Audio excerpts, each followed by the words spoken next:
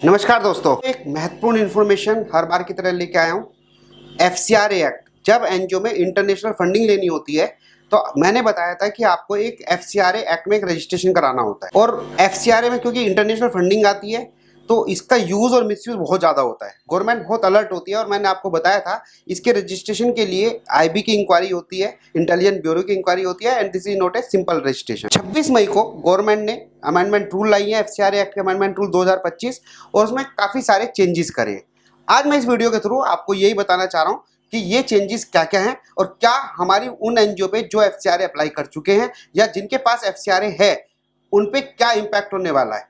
और मैं इसका क्रिटिकल एनालिसिस भी करूंगा और आपको बताऊंगा कि एफसीआरए रजिस्ट्रेशन में अब अगर कोई एनजीओ ऑलरेडी रजिस्टर्ड है तो उन्हें किन बातों का ध्यान रखना है। सबसे पहले तो मैं आपको ये बताऊंगा कि ये जो अमेंडमेंट्स हुई हैं उनका पर्पस क्या है, गवर्नमेंट ने ये अमेंडमेंट्स क्यों करी। तो पहला तो था ट्रांसपेरेंसी।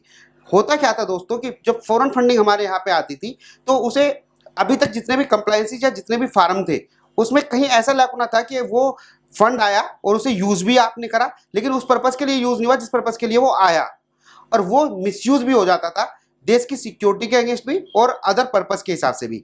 जब आपने जिस पर्पस के लिए फंड रिसीव करा उसकी ट्रांसपेरेंसी इतनी होनी चाहिए कि जिस पर्पस से आया क्या वो उसी पर्पस के लिए यूज है नहीं है, क्या वो एंटी सोशल सोसाइटी के अगेंस्ट तो यूज नहीं हो रहा, होना चाहिए नॉर्मल सा इसमें।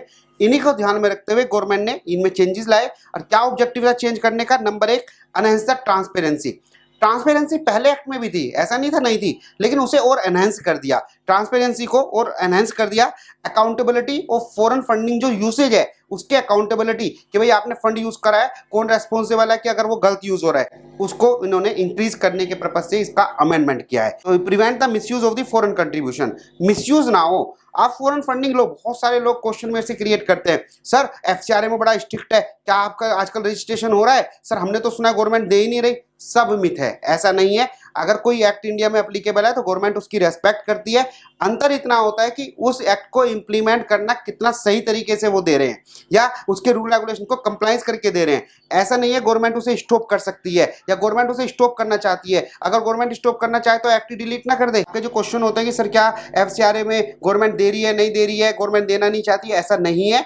आपको रूल एंड रेगुलेशन के हिसाब से करेंगे तो गवर्नमेंट आपके साथ है। तो प्रिवेंट करना चाहती है, जो अमेंडमेंट आया है उसका दूसरा ऑब्जेक्टिव है प्रिवेंट मिसयूज, कैसे को रोका जाए, जो इंटरनेशनल फंडिंग आती है उसके मिसयूज को कैसे रोका जाए। तीसरा है foreign influence, foreign influence in the sensitive sector like media. दोस्तों यहाँ पे इसका जो अमेंडमेंट है उसका मेन ऑब्जेक्टिव क्या है कि देखो होता क्या है, आपका फॉरेन फंडिंग आया और उसे देखो प्रैक्टिकली चलना हमें पड़ेगा। इसकी जो एफसीआरए एक्ट, जब मैं इसके बारे में क्लास लेता हूं तो बताता हूं कि एफसीआरए एक्ट क्यों बना था, उसके पीछे क्या राज था, गवर्नमेंट ने जो 1972 में बनाया था क्या रीजन था उसका बनाने का। तो उसका पर्पस था कि जब फंड आता है तो मिसयूज भी हो जाता है, जैसे मीडिया को इफेक्ट कर दिया जाता है, मीडिया में वो चीज़ दिखाई जाती है, इवेंट्स हैं या एंटी सोशल पर्सन है उन्हें बेनिफिट मिले, चाहे हमारे कंट्री है दूसरा कंट्री है जो हमारे अगेंस्ट है, तो वो फंड मीडिया को यूज ना हो, पब्लिकेशन को यूज ना हो। क्योंकि जब वार होते हैं, जैसे आपने अभी रिसेंटली में देखा होगा, वॉर हुए तो प्रोपेगेंडा चलाया जाता है, न्यूज़ में ऐसी न्यूज़ दे दी जाती हैं जो एक्चुअल होती नहीं है। तो उस चीज़ को सेव करने के लिए अब prevent restriction of the foreign influencer जो होते हैं, जो इन्फ्लुएंस कर देते हैं, उनको भी हमने रेस्ट्रिक्ट किया है। और इसको ध्यान में रखते हुए गवर्नमेंट ने कुछ चेंजेस लाए हैं एफसीआरए में। क्या चेंजेस है मैं आपको बता देता हूँ। नंबर एक, mandatory activities wise financial disclosure for the last 3 years. जब आप ये जरूरी हो गया है कि आपने किस एक्टिविटी पे कितना खर्च करा है, और ये 3 साल का डिस्क्लोजर आपको करना पड़ेगा जब आप एप्लीकेशन लगाएंगे, चाहे रिन्यूअल की लगाएं चाहे रजिस्ट्रेशन की कराएं, आपको एक्टिविटी वाइज आपको रिपोर्ट देनी है। पहले क्या हुआ करता था कि आप एक्टिविटी वाइज नहीं थी बल्कि एग्रीगेट थी, इतना फॉरेन फंड रिसीव करा, इतना हमने यूटिलाइज कर दिया, खत्म। अब किस एक्टिविटी में करा है ये आपको देना पड़ेगा। तो ये एक चेंजेस है, mandatory activities wise financial disclosure last 3 years का आपको देना है। CA certification if the breakup not provided, अगर आप ब्रेकअप नहीं दे पाते तो उसमें सीए का सर्टिफिकेट आपको लगाना कंपलसरी हो गया है। चार्टर्ड अकाउंटेंट उसमें रीजन बताएगा कि भाई आप ब्रेकअप क्यों नहीं दे रहे हो, वो सर्टिफिकेट आपको लगाना पड़ेगा। Update online form for the registration, renewal and prior permission. 3 तरह से थे हमारे पास, registration, renewal and prior permission. 3 main form होते हैं एफसीआरए में, तो तीनों फार्म में और उसे चेंज करा गया है, उसे उसमें और अपडेट इन्फॉर्मेशन लेने के लिए वो फार्म को जो है अपडेट करा गया है। और मैंने आपको बताया publication restricted, NGO can not be publish the news content. Suppose करो आपकी एनजीओ है ना, और आपको फॉरेन फंडिंग मिल रही है, तो अब आप न्यूज कंटेंट नहीं दे सकते। इस पे रेस्ट्रिक्शन, क्योंकि जो भाई कोई आपको फंडिंग कर रहा है तो अपने हिसाब से न्यूज़ चेंज कर सकते हैं, लोग के हिसाब से नहीं होना चाहिए, एथिकल के हिसाब से। तो न्यूज़ का मतलब होता है रियल न्यूज़ देना, लेकिन उसमें भी चेंज कर दिया जाता है। भाई थोड़ा बहुत तो हर जगह नेगेटिव पॉजिटिव चलता है ना, तो उस चीज़ को रोकने के लिए गवर्नमेंट ने चेंजेस लाए हैं कि जो एनजीओ न्यूज़ नहीं देंगे अगर वो फॉरेन फंडिंग रिसीव कर रही है या कोई मीडिया के इस तरह के मीडिया कंटेंट नहीं देगी। ठीक है, अब कंप्लायंसेस पे आते हैं। ये तो चेंजेस मैंने आपको बताए हैं। कंप्लायंसेस के रेस्पेक्ट में क्या है, डिटेल फंड यूटिलाइजेशन रिपोर्ट आपको सबमिट करनी है। जैसे मैंने कहा एक्टिविटी वाइज करना है, तो कंप्लायंसेस के रिक्वायरमेंट में एक नया कंप्लायंस क्या है, डिटेल फंड यूटिलाइजेशन रिपोर्ट आपको वो सबमिट करनी है। Breakup of administrative expenditure versus project related expenses, ये बहुत इंपॉर्टेंट है दोस्तों। होता क्या है कि आपको ये ब्रेकअप देना है, इसमें एडमिनिस्ट्रेटिव एक्सपेंडिचर कितना लगा और प्रोजेक्ट पे कितना लगा। आपके पास 10 लाख रुपए आए फॉरेन फंडिंग का, तो आपने क्या 10 के 10 आप एडमिनिस्ट्रेटिव एक्सपेंडिचर खर्च कर दोगे? नहीं भाई साहब, जिस पर्पस के लिए आया वो तो ऑब्जेक्टिव अचीव करोगे ना, सोशल डेवलपमेंट के लिए।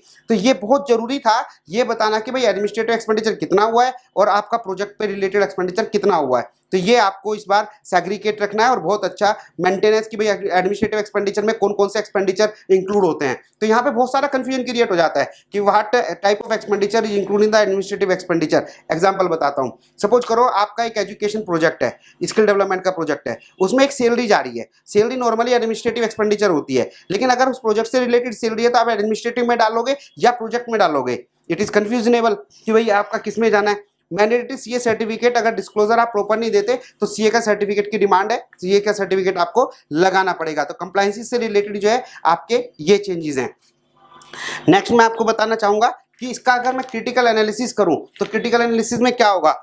एक पॉजिटिव पॉइंट जो अमेंडमेंट के हैं वो है promote the accountability and the donor confidence. जो पैसा डोनर दे रहे हैं उनका कॉन्फिडेंस डेवलप होगा, उनका पैसा ठीक जगह यूज हो रहा है, मिसयूज नहीं हो रहा, कंट्री के डेवलपमेंट के लिए हो रहा है। दूसरा अच्छा जो इम्पैक्ट पड़ेगा इस पे, have the government monitoring foreign influencer.